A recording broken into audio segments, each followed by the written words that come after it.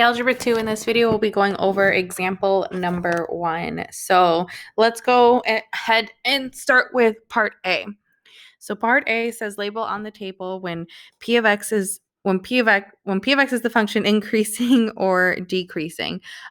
So the way that we would read this table is these are all of our inputs, and these are all of our outputs. So in other words, these are all of our x's and these are all of our y's.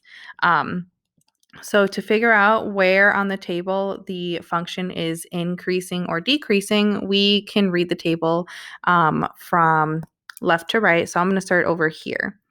So from -3, the output is -272. And then as I'm moving to the right, I see that I go from -272 to 195. So that means that the table or the graph here is increasing. And then from 195 to 290, I'm increasing again. And then from 390 to 285, I'm actually going down now because 390 to 385, I'm going back down. From 385 to 252, that's another decrease. From 252 to 63, that's another decrease. 63 to negative 110, that's another decrease. And then I'm decreasing again here. Except when I get to -195 to -120, well, now I'm moving closer to 0, so that means I'm increasing here. And then I go from a negative number to a positive number, so I'm increasing here again.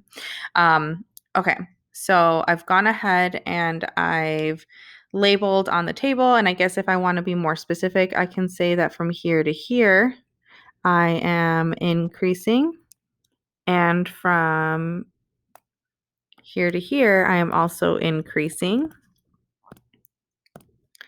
And then from these points, I am decreasing because my graph is going down. Okay, so we've labeled it on the table. This one is done. Okay, so now we want to talk about the end behavior. So a couple things that we can do to figure out our end behavior is let's figure out how the graph is behaving when x is moving towards positive infinity, aka when x is moving to the right. So if I'm getting more and more positive. So I'm going to focus in on these values over here. And as I'm focusing in on these values, I can see that these outputs are going up and up each time. So then I can go ahead and say that as x goes to positive infinity, my y's are also increasing because these values down here are increasing. So this part of the graph is going up. The right part of the graph is going up. And if I want to make a sketch, I know that I can just go ahead and just draw something that looks like this. Okay. Now on the other side, we want to figure out what happens to the graph as x goes to negative infinity. So as I go from right to left.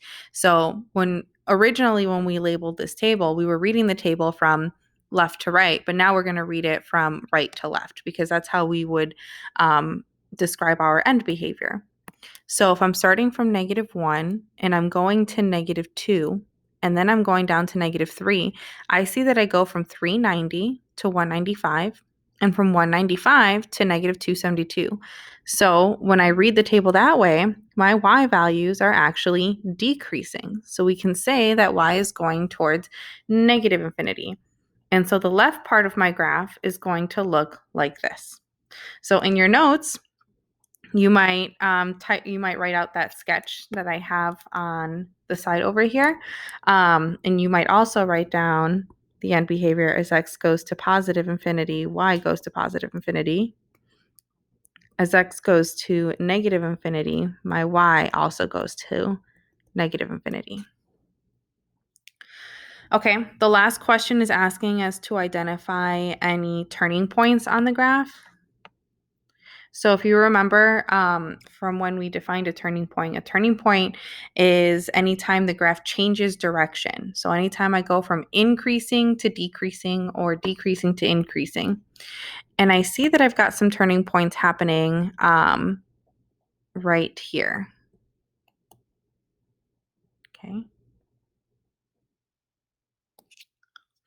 So it looks like, well, it looks like these turning points are happening at -1 and 4. But what we're going to do is we're going to describe these turning points as being between a number before and a number after. So in our notes, we would write between x equals -2 and x equals 0. And there's another point, another turning point between x equals 3 and x equals 5. The reason we don't say that x equals 1 or x equals 4 is a turning point is because we don't know if those turning points are happening exactly at -1 or at 4. Those turning points can happen at maybe -1.5 or -1.75. The turning points could also happen at -0.5 or -0.3. All we have is this table of values to go off of. And so this is as much description as we can give with what we are given. Now, if we were given an equation, we would be able to look at the degree and at the coefficient in front of the highest degree to figure out our end behavior a little more, and to also figure out the exact turning points. But since we don't and all we have is a table of values, this is as close as we can get.